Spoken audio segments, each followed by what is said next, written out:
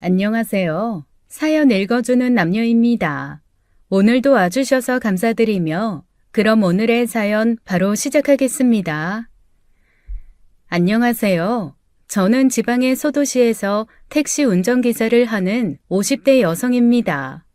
저는 온 집안의 기대를 받고 자란 장녀였어요. 특히 아버지는 80년대부터 제게 대학가라 유학가라고 밀어주시며 학자의 길을 고집하던 분이셨죠. 하지만 저는 아버지의 뜻을 따르지는 못했습니다. 그게 평생에 걸쳐 아버지와 저 사이를 가로막는 벽이 될 줄은 꿈에도 몰랐어요. 원래 제 위로는 오빠가 한 명 있었습니다. 저보다 한 살이 많았던 오빠는 그야말로 한 집안의 기둥이 되는 듬직한 장남이었죠. 그래봐야 고작 14살이었는데 오빠는 아버지가 안 계시는 날이면 퍽 가장다운 모습을 보이곤 했죠. 내가 탈 거란 말이야. 내놔. 오빠, 명일이 오빠가 목마 내가 탈 차례인데 안 줘. 명일아, 빨리 영욱이 줘. 너 아까 영욱이 없을 땐 타지도 않다가 왜 애가 오니까 그러냐? 그렇게 심술 부리면 앞으로 영영 못하게 할 줄 알아? 아까는 안 타고 싶었고 지금은 타고 싶단 말이야. 왜 형은 맨날 영욱이 편만 들어? 맨날 영욱이 편만 드는 게 아니라 네가 자꾸 작정하고 영욱이 타고 싶다고 할 때만 건드니까 그렇지. 그리고 명일이 너 아까는 순옥이 누나가 한 소리 했다고 순옥이 신발 밟고 갔다며? 너 누가 그런 못된 짓 하라고 했어? 정말 형한테 혼나 볼 테야? 그거는 누나가. 맨날 나만 갖고 그래. 아버지는 운수업을 하셨습니다. 전국으로 트럭을 몰고 다니며 화물 운송을 하셨죠. 그래서 오래 집을 비우는 일이 많았고 그때마다 저희 4남매의 중심이 되어준 건 오빠였어요. 그때는 고작 14살도 그런 힘과 책임감을 주며 키웠으니까요. 오빠는 공부도 잘했습니다. 중학교 1학년인데도 고등학생이 푸는 문제도 척척 풀어낸다고 전교에서도 알아주는 수재였죠. 어머니, 성일이는 꼭 서울대 가야 합니다. 우리 지역의 자랑이 될 거라고요. 딱 6년만 기다리면 우리 성일이 신문에 나옵니다. 마을 잔치 하시려면 기둥 하나 뽑으셔야 할 거예요. 사람들은 오빠가 아니면 누가 서울대에 가냐며 더 나아가선 장차 대통령감이라는 진담 섞인 농담도 했죠. 그러니 오빠는 아버지의 자부심이자 또 다른 세상이었습니다. 집에 오지도 못하고 운전대를 잡고 전국을 다니실 때마다 공부 잘하는 장남은 아버지의 힘이 되셨대요. 오빠 학비와 서울에서 지낼 정착금을 마련해준다며 밤낮 없이 일했죠. 그런 오빠가 고작 15살이 되던 그 해에 명을 달리한 겁니다. 친구들과 함께 동네 계곡에 갔다가 사고가 난 거예요. 부모님께서는 축축하게 젖은 차가운 오빠를 부여잡고 바닥을 뒹굴며 처절하게 울부짖으셨습니다. 어린 저희 남매들에게도 엄청난 충격이었고 그 뒤로 동생들은 한 번도 집에서 큰 소리를 내며 싸운 적이 없어요. 싸울 때마다 중재하던 오빠 생각이 나기도 했고 오빠 죽음이 그늘처럼 드리워진 집에서 부모님 눈치를 많이 봤기 때문이죠. 오빠가 갑자기 그렇게 되면서 저희 집안 분위기도 180도 달라졌습니다. 아버지는 견디지 못하시고 태어나고 자란 그 고향을 떠나시기로 결심하셨어요. 오빠 생각이 너무 많이 나는 곳이라 가족들이 너무 힘이 들었거든요. 그런데 가장 큰 변화를 맞이해야 했던 건 다름 아닌 저였습니다. 전학 간 곳에서 처음 성적표를 들고 온 날 아버지는 저를 불러다 앉혀 그러셨어요. 순호가, 너 이제 죽었다 생각하고 대학 갈 준비해라. 네? 저 대학 안 가요. 대학 갈 생각 없어요, 아빠. 가라면 가. 너 아니면 누굴 대학 보내냐? 장녀가 있는데 명일이 보내리, 영옥이를 보내리. 명일이 영옥이는 공부 머리도 없다. 그나마 네가 나아. 제가 낫다는 거지. 제가 대학에 갈 수 있다는 게 아니잖아요. 제 성적표 보셨잖아요. 이성적으로 어떻게 대학을 가요? 가라면 갈 것이지. 왜 이렇게 말이 많아? 남들은 대학 가고 싶어도 안 보내줘 못 간다는데 왜 너는 불만이냔 말이야? 잔말 말고 준비해. 다음번에도 이 성적표면 가만히 있지 않을 거다. 아버지는 막무가내로 제 대학 진학을 고집하셨습니다. 저는 고등학교 졸업하면 바로 취직할 생각이었어요.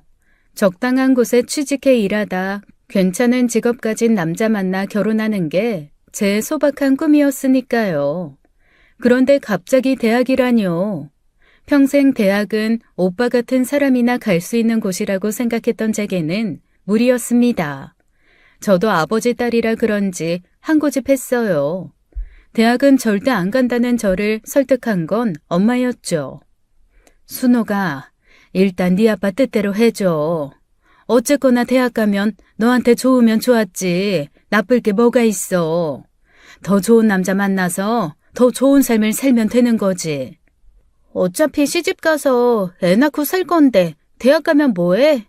대학 가더라도 하고 싶은 공부 욕심이 있는 사람이나 가야지. 우리 집이 부자야? 그런데다 헛돈 쓰게? 엄마, 이건 아니야. 아빠 설득 좀 해줘. 나는 네 아빠 설득 못해. 평생 성일이 그거 하나만 보고 우리 집안에도 비로소 학자 하나 나오겠구나. 그 바람으로 산 양반을 내가 무슨 수로 설득해. 아빠 소원이란다. 응? 눈 딱 감고 네가 져줘. 응? 아버지는 초졸로 집안 형편 때문에 공부를 하고 싶어도 못했다고 했습니다. 그게 평생의 한이 됐고 어떻게든 자식들 고등학교까지는 졸업시키는 게 인생의 목표였던 분이셨어요. 그런 목표에 우리나라 최고 대학 입학을 노렸던 자식이 있었으니 얼마나 행복하셨겠어요. 하지만 전 오빠가 아니었고 제게 그럴 능력은 없었습니다. 엄마는 서울대 가라는 건 아니니까 어떻게든 서울권 대학만 노려보자고 설득했죠. 하지만 안 되는 머리로 서울권 대학 가겠다고 용을 쓰니 그게 어디 쉽나요. 공부 때문에 머리카락이 매일 한 움큼씩 빠져댔고 가뜩이나 사춘기로 외모에 민감할 때라 굉장히 예민했습니다. 공부하면서도 아버지를 원망하고 한때지만 저한테 그 짐을 떠넘기고 가버린 오빠도 원망했어요. 성적은 조금씩 오르긴 했는데 서울권 대학은 어림도 없었습니다. 대학만 가자, 대학만 가서 오빠의 죽음으로 만들어진 텅 빈 구멍을 조금이라도 메워보자. 그 심정으로 버틴 거예요. 죽어라 하고 노력하는데도 오빠만큼의 결과는 나오지도 않았고 오빠가 고등학생이었으면 어땠을까 하고 이미 죽은 오빠와 스스로를 비교하며 힘든 나날을 보냈죠. 그렇게 살았는데도 아버지의 기대를 채우는 딸이 되지 못한 거예요. 엄청난 압박감과 스트레스에 정작 결전의 날이었던 시험일에 쓰러져 시험을 못 봤거든요. 아버지는 병실에서 오는 제 옆에서 그러셨습니다. 재수해. 재수해서 내년에는 어떻게든 대학 가. 그 순간 반발심이 들었어요. 저도 할 만큼 했다는 생각이 들면서 더는 못하겠다 싶더라고요.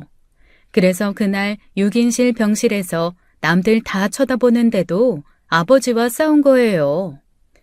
저 대학 안 가요. 저 할 만큼 했고 그냥 제 깜냥이 이것밖에 안 되는데 어떡해요. 시험도 안 보고 네 깜냥이 뭔지 어떻게 알아? 잔말 말고 태어나는 대로 고시원에 가든 재수학원을 가든 해. 돈은 걱정하지 말고. 누가 나한테 그렇게 돈 써달랬어요? 안 한다고요. 못 하겠다고요. 아빠, 나 오빠 아니에요. 오빠같이 책만 보면 머리에 술술술 들어가는 재능 없어요. 이해 안 되는 한 페이지 가지고 밤새도록 머리를 쥐어뜯고 또 뜯어야 겨우 이해하는 머리로 여기까지 온 거예요. 내가 어떻게 버텼는데 그 짓을 또 하라고요? 또요? 난 못해요. 그렇게 대학 졸업장이 필요하면 아빠가 해요. 아빠가 지금부터 공부하면 되잖아요. 이 자식이 진짜? 아빠는 아빠 프라이드가 더 중요하죠? 남들한테 내세울 간판 하나 만드는 거. 그게 제일 중요하니까 그렇지. 제가 얼마나 힘들었는지, 제가 얼마만큼 미칠 것 같았는지는 관심도 없잖아요. 자식 행복하게 사는 건 아빠 알바도 아니고 그저 자랑이나 되라 그러는 거 아니에요. 화난 아버지는 제게 손 찍어 말 것처럼 손을 치켜 올렸습니다.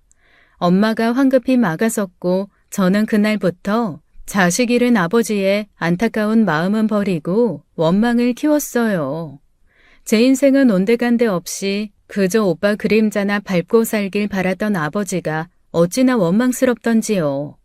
퇴원 후 바로 보란듯 취직했고 작은 방 하나 구할 돈 얻자마자 그냥 나왔습니다. 동생들이 아직 중학생이라 엄마가 힘들다 사정하는데도 도저히 아버지와 한 집에서 지내는 게 싫어서 나온 거예요.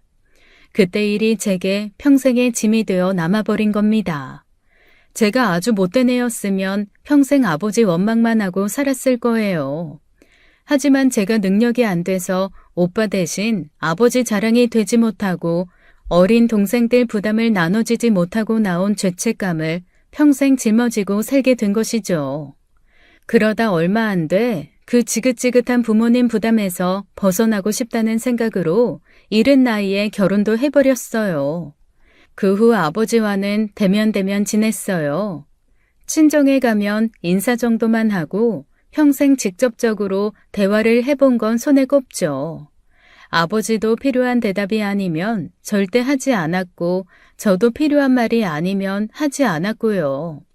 의사소통은 거의 엄마를 통해서 했어요. 그런 부녀를 보며 중간에 낀 엄마도 많이 힘들어하셨습니다. 참, 어떻게 된 게 부녀가 어쩜 그렇게 똑같아. 아버지는 아버지대로 딸은 딸대로 굽히질 않으니 아주 나만 죽어나지 나만. 저는 아니라고 생각했는데 엄마는 그런 말을 몇 번이나 하셨습니다. 제가 아버지와 그렇게 나를 세우고 소리 없는 전쟁을 하는 건 아버지를 닮아서라고요. 그렇다고 제가 부모님께 못한 건 없어요. 동생들이 자라 각각 다른 지역으로 취직하게 된 후 둘만 남은 부모님을 살뜰히 챙긴 건 저였거든요. 저도 맞벌이로 일도 했었고 연년생으로 낳게 된 자식들 키우느라 몸이 10개라도 부족했던 때였어요. 그래도 일주일에 2-3번은 꼭 집에 들러 부모님은 뭐 하시나 필요한 건 없나 그렇게 들여다봤죠. 그게 제 나름대로 죄책감을 없애기 위한 노력이었던 겁니다. 주변에서도 가까이 살며 살뜰히 친정 챙기는 맏딸로 칭찬이 자자했었어요. 아이고, 하나 엄마 또 왔네. 아주 친정 문턱 닳겠어. 세상에 이런 딸이 어딨어? 내 딸이 하나 엄마 같았으면 아주 업고 다니겠어. 가까이 살아서 그런 건데요, 뭐. 가까이 살아도 친정 냉장고나 뒤지러 오지. 하나 엄마처럼 그렇게 올 때마다 두 손 무겁게 오는 며느리 같은 딸이 있는 줄 알아? 오늘은 또 뭐야? 뭘 그렇게 무겁게 챙겨왔어? 아, 별거 아니에요. 아시는 분한테 하수오를 얻어왔는데 이게 차로도 먹고 당금주로도 먹어도 좋다더라고요. 아주머니도 좀 드릴까요? 어머, 그 귀한 걸 나까지 줘도 돼? 많아요. 어차피 두 분이서 다 드시지도 못할 거라 나눠 드시라고 넉넉히 가져왔어요. 대신 저희 엄마 아빠한테 무슨 일 생기면 저한테 꼭 좀 연락 주세요. 알지 알어. 어머 세상에 너무 좋다. 만나는 이마다 딸 잘 둬서 좋겠다. 그런 이야기가 나오니 아버지의 자랑은 못 되었어도 엄마 자랑은 됐었습니다. 딸이 단란한 가정 이루며 자주 얼굴 보여주고 사는 것만큼 효도는 없다고요. 맞벌이로 벌이가 좀 여유로웠을 때 친정에 냉장고도 바꿔주고 소파도 사드렸어요. 아프시다고 하면 바로 연락해 병원 모시고 달려가는 것도 제 몫이었고요. 누나, 엊그제 엄마도 무릎 때문에 병원 가셨다면서. 누나가 고생이 많네. 고생은 그냥 모셔다 드린 것뿐인데 명일이 너는 잘 지내? 영 소식이 없다고 엄마가 걱정 많이 하시는데 연락 좀 드려. 무소식이 희소식이지 뭐. 가끔 연락드리긴 하는데 나도 뭐 그렇게 여유 있게 사는 건 아니라 누나 알잖아, 내 사정. 그래도 엄마가 너한테 뭐 챙겨달라고 바라는 건 아니니까 연락 좀 하고 살아. 알았어. 아, 참. 그리고 누나한테 내가 돈 좀 보냈거든. 엄마 병원비 이번에도 누나가 냈을 거 아니야. 얼마 안 되지만 보태서 써. 뭐? 뭐하러 보냈어? 그럴 돈 있으면 영훈이한테 쓸 것이지. 하여간 너도 참. 그러다 옳게 알면 어쩌려고? 그 정도는 되니까 걱정하지 마. 부모님께서 형편이 안 좋은 건 아니었어요. 집안에서 학자 하나 만들어 보겠다고 모은 돈은 고스란히 아버지가 가지고 계셨으니까요. 그래서 제가 쓰는 돈은 푼돈에 불과했고 그저 자식으로서 썼던 것뿐인데 남동생이나 여동생도 없는 형편에도 그렇게 돈을 보내 미안함을 전했죠. 그렇게 자식 중 가까이 살면서 부모님 살뜰히 보살피는 공을 인정해 주지 않는 건 아버지뿐이었습니다. 뭐가 됐든 제가 가지고 온 것을 기쁘게 받으며 고맙다고 하신 적도 없어요. 진시 황제가 원했던 불로장색 영약을 구해다 드렸어도 마찬가지였을 거예요. 엄마는 항상 고맙다, 그만 챙기고 애들 좀 먹여라 그렇게 한마디 해주시는데 아버지는 고맙단 말도 없으셨죠. 아빠는 없어? 없긴 방에 있겠지. 너무하네. 어떻게 번번이 사람이 오는데 나와보지도 않고. 새삼스럽게 그게 서운해? 몰라. 나도 나이 들어 그런지 그냥 예민해져. 남들은 애 낳고 나이 먹으면 부모 마음 알 거라는데 나는 왜 아빠 마음을 도통 모르겠지? 네 아빠가 보통 별난 양반이냐? 이해하려고 하지 마. 그래도 네 아빠가 저래도 마음은 영 그렇진 않어. 표현을 못해서 그렇지 너가 가져온 거 내놓으면 그래도 꼬박꼬박 잘 먹으니까. 네가 마음에 안 차고 못마땅했으면 쳐다나 받겠어? 거실에는 제가 가져다 준 하수오로 만든 당금주가 있었어요. 엄마 말이 틀린 건 아니었겠지만 저는 한 번도 아버지께 그런 표현을 받아본 적이 없어 서운했습니다. 말하지 않는 마음을 어떻게 알겠어요. 마음만은 그렇지 않다, 표현을 못하는 사람이라 그러니 너무 서운해 말아라. 엄마는 그렇게 위로했죠. 하지만 그 서운한 마음은 가슴속 한편에서 오랫동안 굼다 결국 터지고 말았습니다. 그날은 모처럼 온 식구들이 친정을 찾아 함께 저녁을 먹던 날이었어요.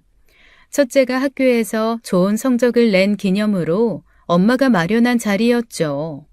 그런데 그런 자리에서까지 아버지는 억지로 온 듯이 딱딱하게 굳은 얼굴로 와서는 애한테 살가운 말 한마디를 안 하는 겁니다. 아이고 우리 하나 누굴 닮아 그렇게 공부를 잘해? 전교 1등이라니. 네 엄마도 그 정도는 아니었는데 드디어 우리 하나가 우리 집안의 첫 번째 대학 졸업장 가져다 주겠네. 안 그래요? 엄마가 딸을 칭찬해주며 축혀 세워줘도 아버지는 묵묵부답으로 밥만 먹고 있었죠. 왜 저러는지 뻔히 그 속이 읽히자 오래전 제 안에 잠들어 있던 반발심이 깨어나는 것 같았습니다. 그래서 처음으로 아버지께 삐뚤어진 마음의 소리를 툭 내뱉었죠. 뭐라고 말 좀 해봐요. 손녀가 그토록 바라는 대학 졸업장 가져다 줄지도 모르는데 아버지는 뭐 할 말 없어요? 아버지와 제 관계를 아는 가족들은 제 말에 깜짝 놀라 서로 눈치만 봤어요. 그런데도 아버지는 묵묵부답 그저 밥만 드시는 겁니다. 저도 그때 왜 그랬는지 모르겠어요. 일어나서 아버지가 먹던 밥그릇을 빼앗아 버렸거든요. 아버지한테 나는 못한 거 내 딸이 해줄 수 있다. 그런 게 보여주고 싶었는지 왜 아직까지 그 일로 꽁해서는 자식한테 죄책감을 얹어주냐 원망하고 싶었는지 갑자기 그런 행동이 나왔습니다. 말 좀 해보시라고요. 기분이 어떠세요? 그렇게 원하시던 대학 졸업장 우리 하나가 가져다 준다는데 자식이 아니라 손녀라서 안 기뻐요? 그래서 그래요? 애가 전교 1등을 해왔다는데 왜 아무 말도 없으세요? 그렇게까지 하는데도 아버지는 저를 노려보기만 할 뿐 아무 말도 안 했습니다. 당장이라도 죽일 듯이 저를 노려보다가 갑자기 혼자 식당을 나가버리셨어요. 저는 아버지가 나가는 걸 보고도 뒤에다 대고 계속 소리쳤습니다. 말씀해 보시라니까요. 왜요? 할 말 없어요? 내가 아니라서 소용없다 그거예요? 지금이라도 대학 가드려요? 예? 아버지! 여보, 그만해. 왜 그래? 놔봐. 궁금해서 그러잖아. 그놈의 대학이 뭐길래 왜 지금까지 저러냔 말이야. 내가 오빠처럼 안 산 게 그렇게 죽을 죄를 진 거야? 내가 뭘 더 어떻게 해야 돼? 내가 뭘 어떻게 해야 날 인정할 거냐고! 하지만 제 서름은 공허한 메아리가 됐고 다른 손님들에겐 민폐로 남았을 뿐이었습니다. 해결되지 않는 갈등은 그렇게 사람을 한 번씩 철없는 애로 만들곤 해요. 첫째 축하해주기 위해 모인 자리를 그렇게 망쳤으니 가족들에게 너무 미안한데도 저는 아버지를 향해 쏟아지는 원망을 막을 수가 없었죠. 그날 밤 딸은 잠 못 이루고 맥주 한잔하고 있던 저를 찾아왔더라고요. 하나야, 왜? 뭐 필요한 거 있어? 아니, 엄마 속상한가 싶어서. 아, 괜찮아. 너야말로 엄마 때문에 속상했지. 모처럼 할머니가 우리 딸 축하해 주려고 마련해 주신 자리인데. 아니야, 축하는 충분히 받았잖아. 아까는 엄마가 왜 갑자기 그렇게 할아버지한테 화를 내는 건지 이해가 안 됐는데 아까 아빠가 말해줘서 알았어. 아빠가 다 말해줬거든. 이제 나도 이해할 수 있는 나이가 된 것 같다고. 그랬어? 나는 엄마도 할아버지도 다 이해가 돼, 엄마. 근데 엄마가 대학에 못 갔다고 해서 할아버지한테 못난 딸 된 건 아니라고 생각해. 그래? 왜 그렇게 생각하는데? 나는 할아버지가 무뚝뚝한 성격이라 다른 사람이랑 말도 잘 안 하는 걸로 알고 있었을 때도 할아버지가 엄마 자랑스러워하고 있다고 느꼈거든. 어떤 면에서? 나 13살 때 그때 엄마가 일해서 재준이랑 할아버지 집에 있었을 때 있잖아. 그때 할아버지 집에 할아버지 친구 온 적 있거든? 할아버지가 친구 만나러 가는데 되게 두꺼운 잠바를 입고 나오는 거야. 그래서 할아버지 친구가 날도 풀렸는데 왜 그렇게 두꺼운 옷을 입고 나가냐고 뭐라고 했는데 할아버지가 뭐라고 한 줄 알아? 뭐라고 했는데? 우리 딸이 사준 거야 라고 했어. 난 그때 어려서 잘 몰랐거든? 근데 지금 생각해보니까 알겠더라고. 날도 풀렸는데 왜 그렇게 두꺼운 옷을 입고 나가냐고 묻는 말에 내 딸이 사준 거야 라는 대답이 자부심이 아니고 뭐겠어, 엄마. 그때 딸이 한 그 말에 저는 목이 콱 매는 것 같았습니다. 딸 앞에선 그래 하고 아무렇지 않은 척 맥주 한 모금으로 치밀어 오르는 설움을 내려보려 했지만 쉽지 않았죠. 딸이 기어이 저를 울리고 말았거든요. 그런 거 보면 부모는 이상해. 자식을 몰래 사랑해. 자식을 앞에 두고도.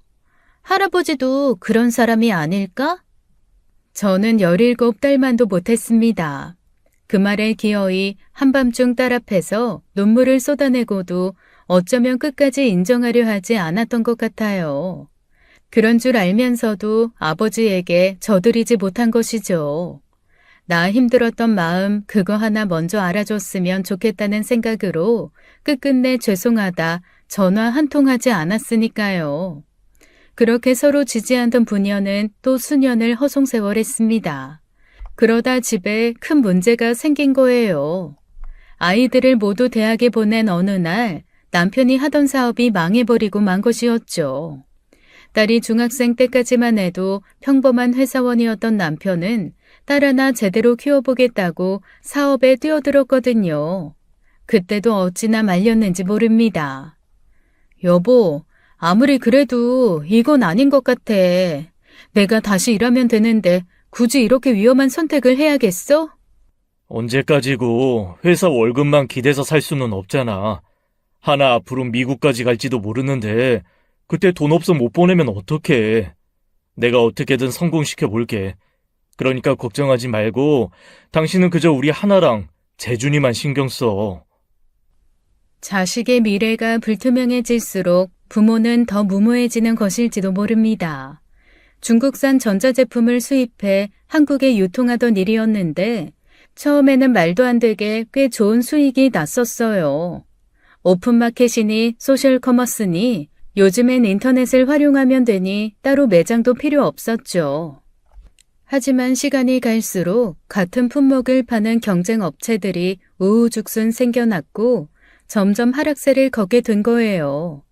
설상가상으로 중국 공장의 납기 지연이나 품질 불량 문제 같은 고질적 문제를 해결하지 못한 것도 이유가 되었죠. 그 뒤로도 남편은 어떻게든 살려보려고 고군분투했지만 결국 끝끝내 폐업하며 무릎을 꿇고 말았습니다. 그러다 보니 저도 생활전선에 뛰어들지 않을 수가 없게 된 거예요. 저야 워낙 생활력이 강했기에 일하는 건 문제가 되지 않았는데 오랫동안 살림만 하려다 다시 돈을 벌려고 하니 쉽지 않더라고요. 안 그래도 힘든 상황에 말도 안 되는 텃세까지 겪다 보니 아무것도 안 했는데도 한 달 만에 살이 5kg이나 빠졌어요. 그걸 보고 남편은 미안해하고 착한 애들은 집안 분위기 알고 갑자기 용돈 보내줄 필요 없다고 아르바이트를 시작한 겁니다. 제가 너무 힘들어하는 것을 보더니 아는 언니가 갑자기 그러는 거예요. 순호가 그러지 말고 너 택시 운전 한번 해볼래? 택시 운전? 우리 세인 아빠 회사에 자리 하나 났다는데 요즘엔 여성 기사들도 많고 오히려 여성 기사 선호하는 여성 고객들이 많다나 봐. 아예 딱 명함 가지고 다니면서 따로 불러다 쓰는 경우도 많고. 우리 지역엔 여성 운전기사가 많지 않으니까 하겠다고 하면 손님은 좀 있을 거라는데 딱 네 생각이 나는 거야. 택시라 괜찮을 것 같기도 하고. 너 운전도 잘하고 이 지역 토박이나 다름없는데 괜찮지. 어때? 세인 아빠한테 말 좀 해줄까? 이러나 저러나 비슷한 월급을 받을 거면 제가 쉽게 할 수 있는 일이 낫겠다 싶더라고요. 종일 마음이 안 맞는 사람들이랑 몇 달을 섞여 일하다 보니 혼자 할 수 있는 일이 더 좋다 싶고요. 남편은 탐탁지 않아 하면서도 제가 회사 생활을 하며 힘들어하던 걸 아니 마지못해 승낙했죠. 그런데 예기치 못한 강한 반발에 부딪히게 되는데 그게 바로 친정에서였어요. 택시 운전? 아유, 그거 은근히 말도 못하게 힘들다던데. 안 힘든 일이 어딨겠어. 그래도 전에 일하던 회사 생활보다는 나을 것 같아서. 하나 아빠도 마지못해 허락하긴 했는데 일단 부딪혀보자 싶어. 그래도 개인 택시보다는 나은 것 같고. 실적 압박이야 좀 있겠지만 어떻게든 되겠지. 아유, 어떻게 도와주고 싶은데 네 아버지가 돈을 꼭꼭 숨겨놓고 내놓지라느니. 엄마, 내가 언제 돈 달래? 줘도 안 받아. 제발 그 돈 좀 풀어서 둘이 여행을 가든지 어디 시골에 땅이라도 사서 좋은 집 짓고 살든지 해. 아버지는 왜 그 돈을 그렇게 쟁여놓고 사는지 몰라. 우리가 돈 쓸 데가 어딨어 이제 와서. 그 돈 너나 명일이 영옥이 좀 보태주면 자식들 사는 게 더 수월해지겠구만. 죽어서 짊어지고 가려고 그러는지. 새로 시작하게 된 일에 대한 이야기를 한창 나누고 있던 때였어요. 거실에 나와 저는 또 본체만체 하던 아버지가 그 이야기를 듣더니 갑자기 제게 말을 한 겁니다. 평생 저에게만 선택적 침묵을 일관하며 살던 아버지가 불같이 화를 내면서요. 뭐야? 택시는 무슨 택시? 아, 깜짝이야. 뭐예요, 갑자기? 순옥이 너 택시 할 생각은 꿈도 꾸지 말아라. 운전대 잡는 일이 보통 일인 줄 알아? 세상에 안 힘든 일이 뭐가 있다고. 그리고 아버지가 언제부터 내 일에 신경 썼다고 그래요? 나 운전 잘해요. 여잔데도 지인이 나서서 제안한 거면 저 재능이 있어서 그런 거라고요. 재능은 개뿔. 운전대 잡고 돌리기만 하면 되는 일에 재능은 잔말 말고 회사 다녀. 괜히 도로 나가 나대지 말고. 나댄다고요? 아버지! 그만해라, 순호가. 당신도 그만해.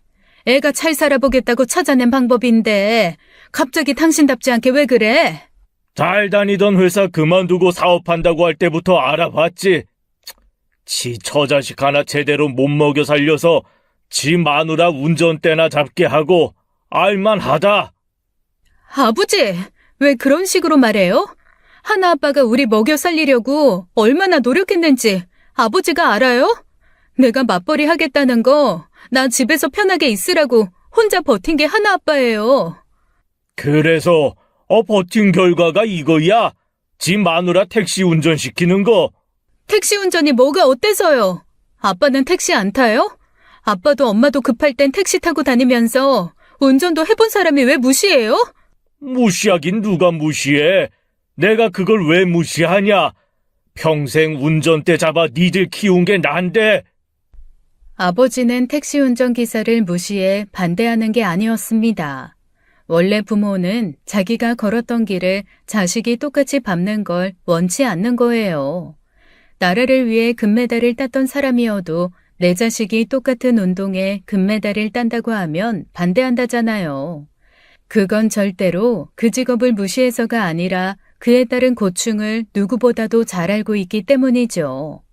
아버지도 그런 마음이었던 겁니다. 택시 운전과 운송업은 좀 달랐지만 자기가 운전에 먹고 살면서 느꼈던 고충을 제가 느끼는 게 싫었던 거예요. 나중에 엄마가 그 이야기를 하는데 감사하고 감동스럽기는커녕 이해가 안 되더라고요. 언제부터 내가 그렇게 편하게 살길 바랐다고 하면서요. 한편으로 저는 아버지가 제가 인생의 쓴맛을 느끼길 바란다고 생각했거든요. 아버지 말을 듣지 않고 대학에 안 갈 때부터 거봐라 내가 그럴 줄 알았지 그렇게 말하기 위해 벼르고 있는 사람이라고 생각하기도 했고요. 그런데 아버지는 기어이 제가 생각했던 그 말을 입 밖으로 꺼내시더라고요. 그럼 그렇지. 평생 펜이나 잡고 살라고 밀어준다고 할 때 마다하더니 결국 배운 게 도둑질이라고. 아니 애비처럼 운전대 잡고 살려고. 하려거든 나 죽고 해라. 나 죽고.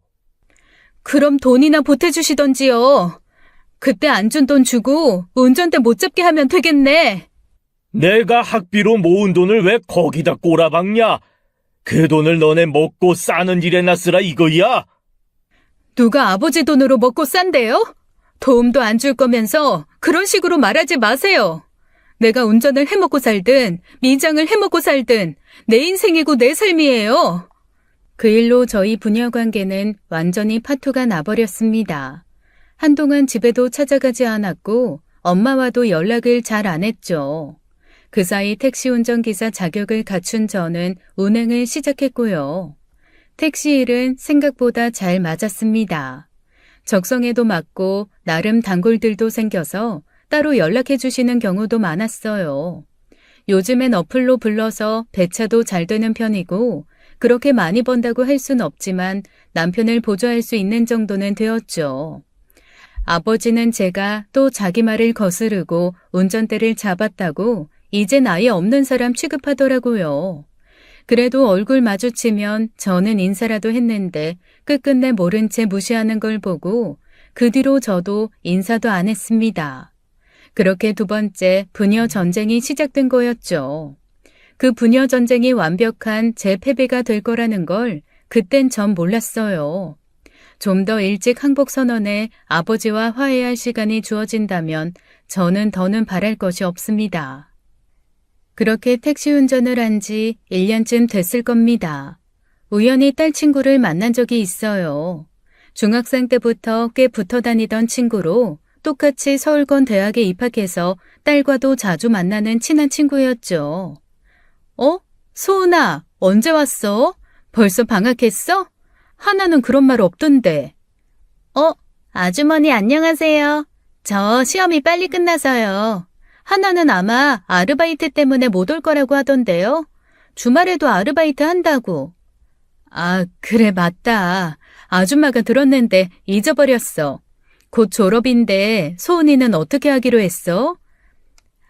저도 취업할까 유학 갈까 고민했는데 아빠가 공부한 게 아깝다고 유학 가라고 하셔서 준비 중이에요.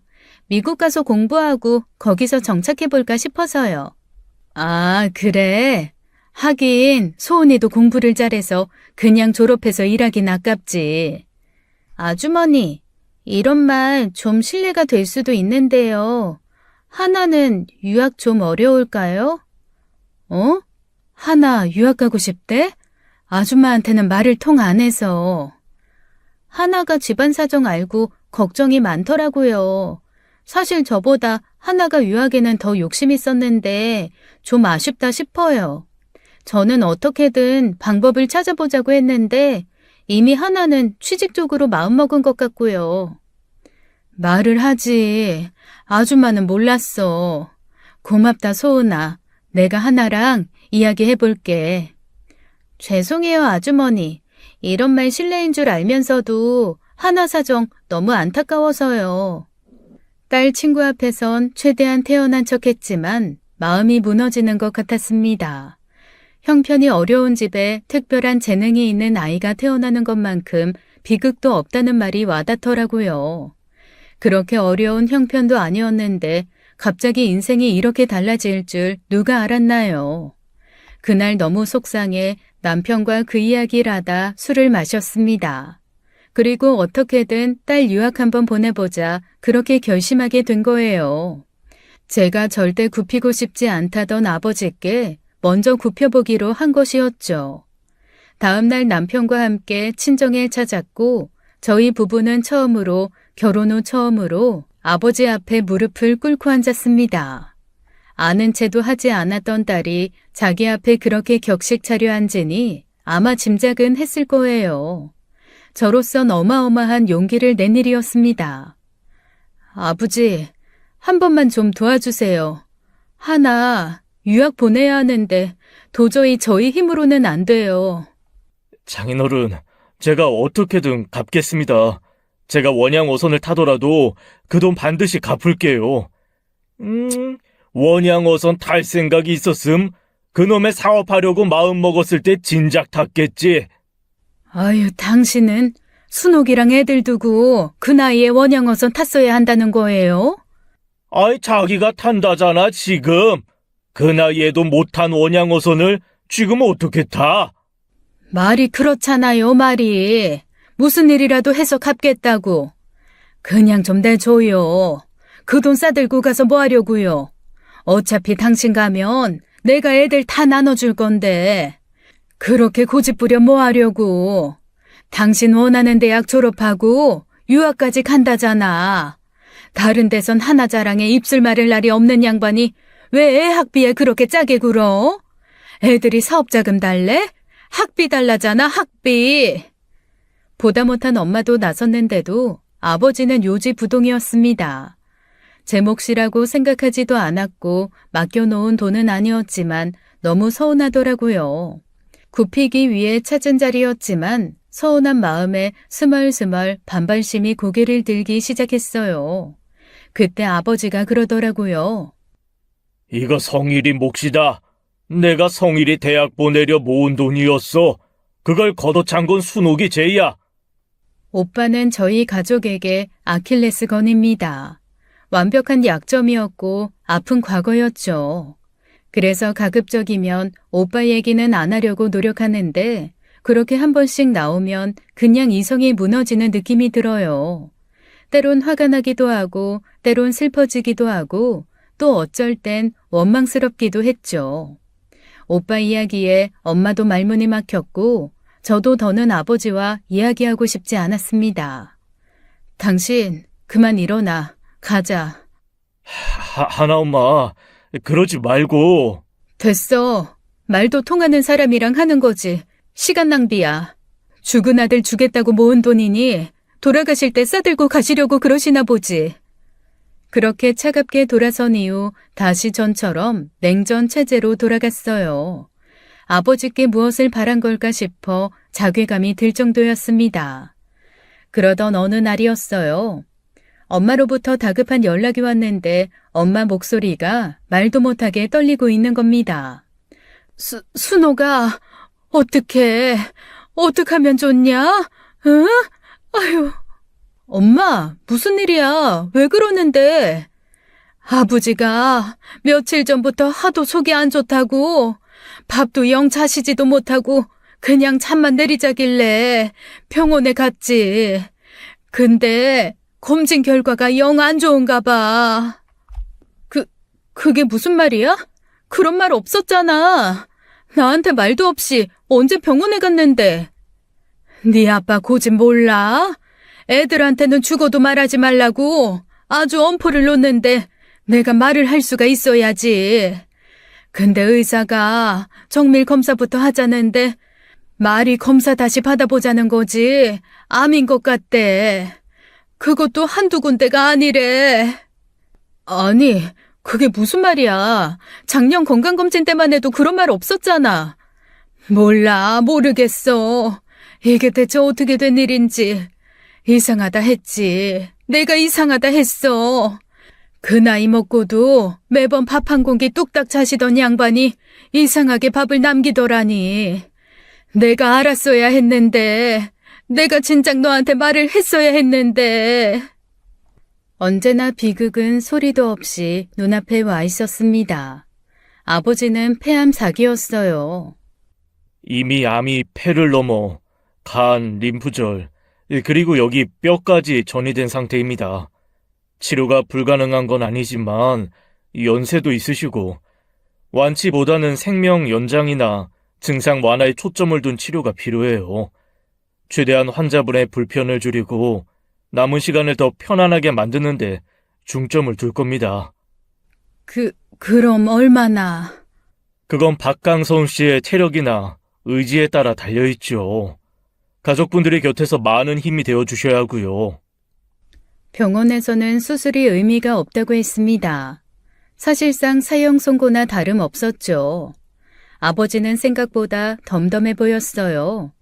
이번 날짜와 치료 일정을 조율하거나 의사 선생님께 도움이 되는 음식과 그렇지 않은 음식을 가려 물을 때에도 남일이나 되는 것처럼 말없이 앉아 있었죠.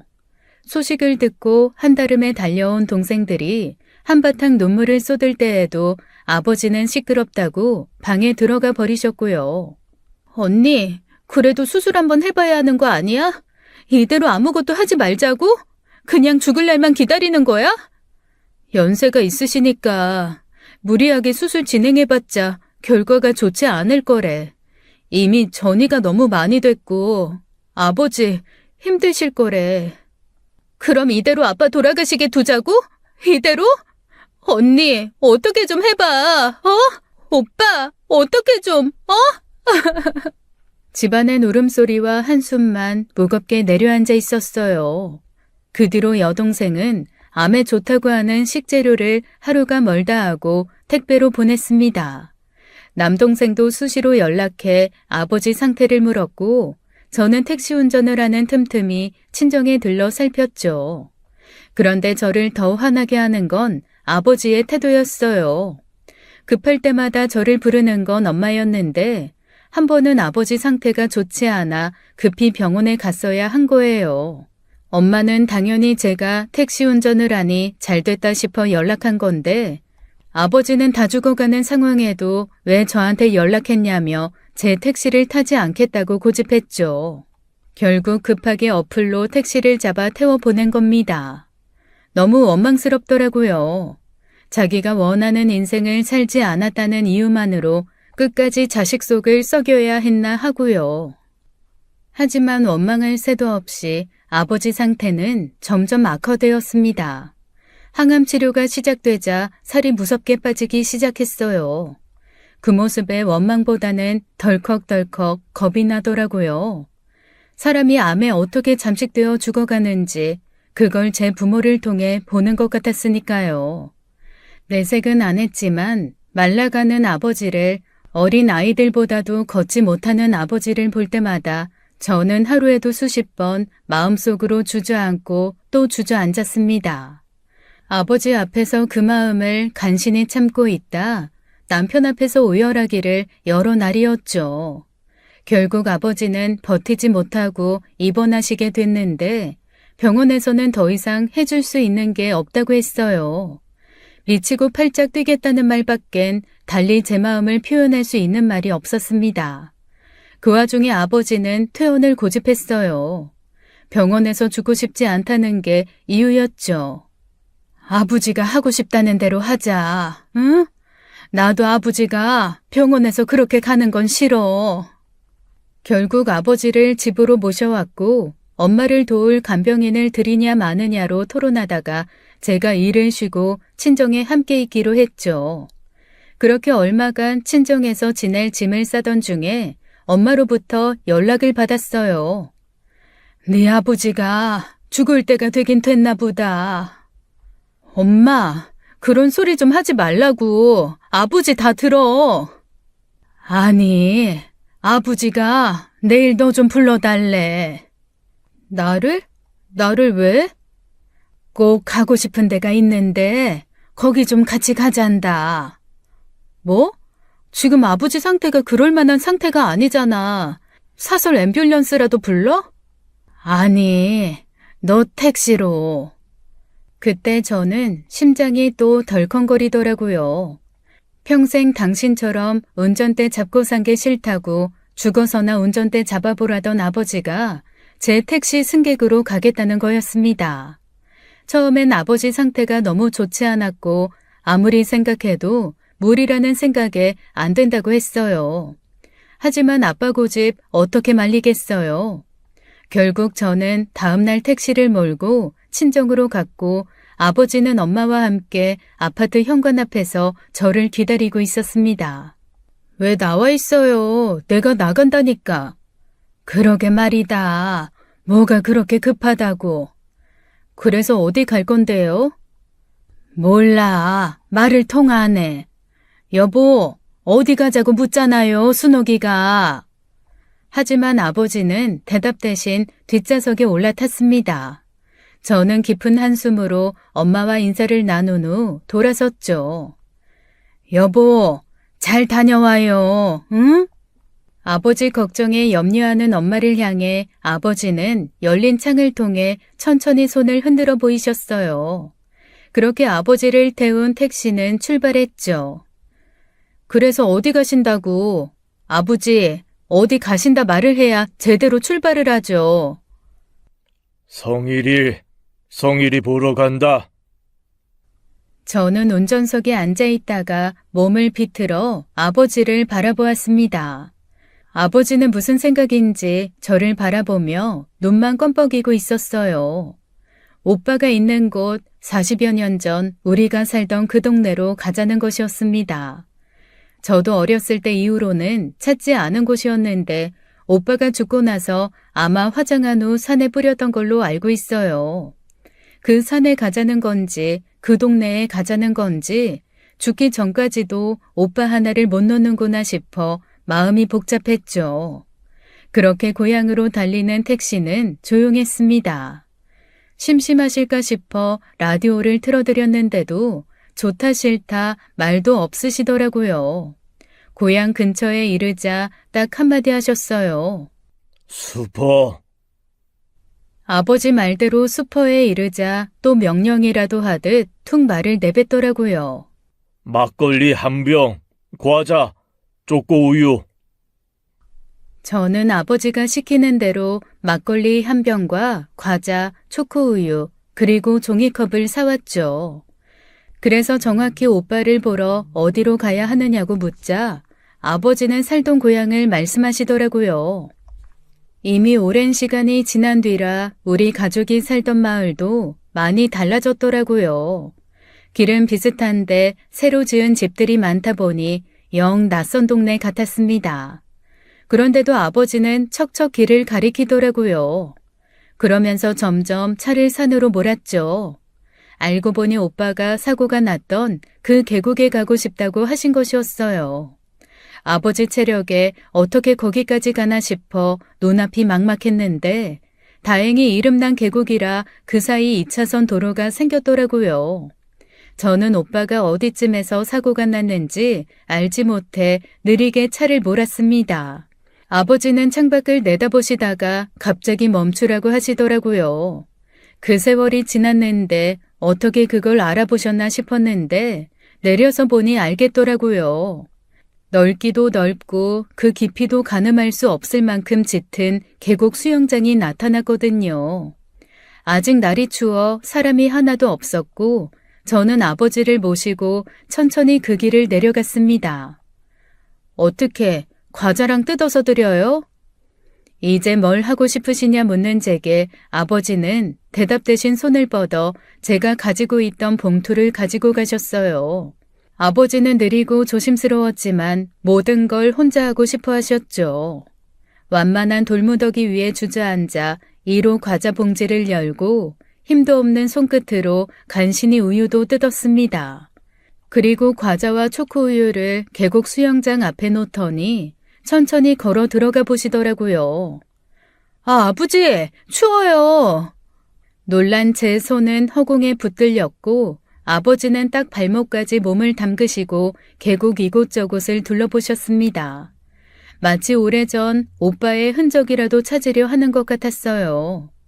저는 그런 아버지들을 말없이 묵묵히 지키고 있었어요. 저도 자식을 낳고 키운 사람인데 어떻게 아버지 그 마음을 모르겠습니까? 그 나이에 그 어린 자식을 앞세운 부모 마음이야 짐작하기 어려워도 어렴풋이 그 마음을 좀 알 것도 같더라고요. 그런데 그때 아버지가 그러시는 거예요. 미안했다. 순간 무섭게 눈물이 차오르더라고요. 졸졸 흐르는 계곡물과 나뭇잎 사이를 가로지르고 제게 내달려오던 그 한마디에 저는 숨을 헙하고 들이마시고 얼어붙었죠. 평생 아버지에게 평생 듣고 싶었던 차마 하지 못했던 그 말이 제게 닿은 겁니다. 내가 성일이를 못 놓고 그 짐을 다 순옥이 너한테 지게 했어. 그러면 안 되는 건 줄 알면서도 내가 그놈 잃고 살게 된 분풀이를 다 너한테 했다. 성일이 살아있을 때 순옥이 너도 참 예뻤는데 항상 방긋방긋 웃고 네 엄마 옆에 딱 붙어서 전부치고 그거 하나 찢어다 내 입에 넣어주던 게 넌데. 아버지, 그걸 기억하고 있었어요? 그걸 내가 어떻게 잊냐. 너한테 그 웃음 빼앗아 내 욕심 채우려고 한 게 난데 양심이 있으면 기억하고 괴로워해야지. 왜 이제 와서 그런 말을 해요? 진작 좀 말해주지. 진작 좀. 늦었다. 늦었다 생각할 때가 제일 빠른 법이라는 것을 너무 늦게 알았어. 그래도 나 죽기 전에 말했으니 너무 늦진 않았지. 그렇지 않아? 아버지는 힘없이 웃어 보이셨습니다. 저는 펑펑 쏟아지는 눈물을 막을 수가 없었어요. 내가 너무 쓸데없이 욕심이 많았지, 내가. 성일이도 그게 지겨워 그렇게 가버린 거 아닌가 싶으면서도 너한테 그걸 똑같이 했어. 이 성일이 볼 낯이 없지. 아버지는 그렇게 말씀하시곤 계곡물에서 나왔습니다. 아버지가 계곡물에 들어갈 거란 예상을 못해서 닦아드릴 게 없었어요. 저는 급한 대로 가디건을 벗어 아버지 발을 닦아드렸죠. 그리고 뼈밖에 남지 않은 아버지 발에 양말과 신발을 신겨드렸습니다. 근데 막걸리는 그대로 두시더라고요. 그래서 물었죠. 막걸리는 왜 안 드시고 오빠 주려고 가져온 거 아니에요? 나중에 성일이 만나면 같이 마시려고. 그걸 왜 지금 사는데? 그 말에 또 한 번 주체할 수 없이 눈물과 서름이 한꺼번에 쏟아져 나왔습니다. 그 막걸리 하나가 뭐라고 쉰이 넘어 아버지 앞에서 발을 동동 구르며 울었죠. 왜 그걸 지금 사? 왜 그걸 내 손으로 사게 해? 잘 가지고 있어. 가지고 있다. 나 가면 좀 뿌려다오. 이 근처 어디다. 우리 성일이랑 같이 마시련다. 아버지! 한바탕 그렇게 눈물을 쏟고 아버지가 춥다고 하시고 나서야 아버지를 다시 모시고 택시로 돌아왔어요. 운전대를 잡고도 이마를 기대고 한참 울었습니다. 그런데 아버지가 제게 가방 하나를 건네더라고요. 나올 때부터 메고 있던 가방이었고 꽤 묵직했죠. 이게 뭔데? 열어봐. 저는 아버지 말에 가방을 열어보았고 검은 봉투를 헤집어 보다가 화들짝 놀라고 말했습니다. 제가 놀란 얼굴로 아버지를 보자 아버지가 한마디 하시더라고요. 택시비. 그건 아버지가 오빠 학비로 쓰겠다고 평생을 모았던 그 돈이었어요. 저는 아버지와의 전쟁에서 완벽하게 패배하고 만 것이었죠. 저는 끄끄거리며 눈물만 뚝뚝 흘리다가 결국 다시 오열하고 말았습니다. 미안해. 미안해, 아버지. 내가 미안해.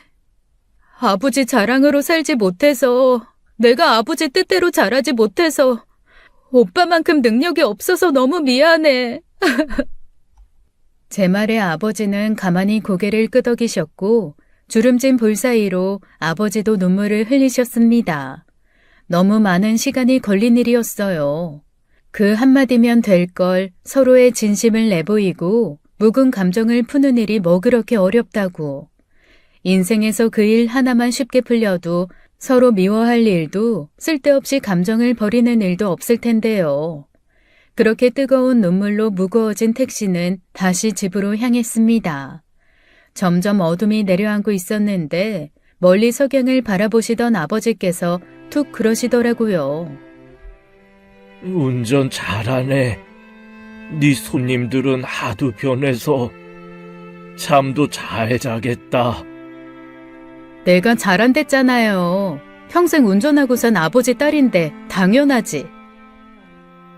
잠이 솔솔 오겠어. 그게 아버지의 마지막이었습니다. 그 말을 하고 쌕쌕 숨소리를 내며 잠이 들었던 아버지께서는 다시는 일어나지 못하셨어요. 처음엔 잠이 들었다고 생각했는데 어느 순간부터 소름 끼치게 무서운 정막이 끼쳐왔죠. 저는 백미러로 아버지를 살피며 불렀습니다. 아버지, 아버지 자? 자는 거지? 하지만 아버지는 더는 제 물음에 대답하지 않으셨어요. 아버지, 아버지! 얼마 전 아버지의 자구제가 지났어요. 유통기한이 지난 그 막걸리를 아버지 산소에 뿌려드리고 오는 길입니다. 부모는 언제나 자식 곁에 머물 것처럼 굴고 자식은 부모가 언제나 제 곁에 있을 거라고 생각하죠. 그래서 때를 놓치는 일이 많은 것 같아요. 더 늦지 않게 제 마음을 전하고 아버지의 진심을 알게 되어 너무 다행이라고 생각하면서도 아버지만 생각하면 그저 마음이 미어집니다. 49제를 마치고 돌아오는 길에 딸이 그러더라고요. 말할까 말까 고민했는데 그래도 말해야 할 것 같아. 뭘?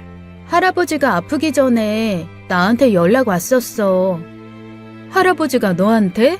언제? 그러고 나서 얼마 뒤에 아프셨으니까 그렇게 오래된 건 아니야. 전화 오셔서 그러시더라고. 할아버지가 유약 보내줄 테니까 걱정하지 말라고. 근데 네 엄마한테는 말하지 말라고. 할아버지가 그러셨어? 근데 왜 엄마한테는 말하지 말라고 그랬을까? 나도 물었지. 왜 엄마한테 말하면 안 되냐고. 그랬더니 엄마가 할아버지한테 지고 가서 지금 돈 준 거 알면 엄마가 졌다고 분할 거래. 할아버지가 지고 나서 나중에 말한댔어. 아버지는 저한테 진 적도 없고 저도 아버지를 이긴 적이 없습니다. 아버지가 저한테 먼저 사과하셨던 그 순간 저는 완벽히 졌던 거니까요. 여러분들은 미안하다는 말이 필요한 사람들에게 너무 늦지 않았으면 좋겠습니다. 늦었다고 생각할 때마다 사무침과 그리움은 더 깊어지는 법이거든요. 지금까지 사연 읽어주는 남녀였습니다. 끝까지 시청해주신 여러분 감사드리며 저희는 다음 사연으로 돌아올게요. 감사합니다.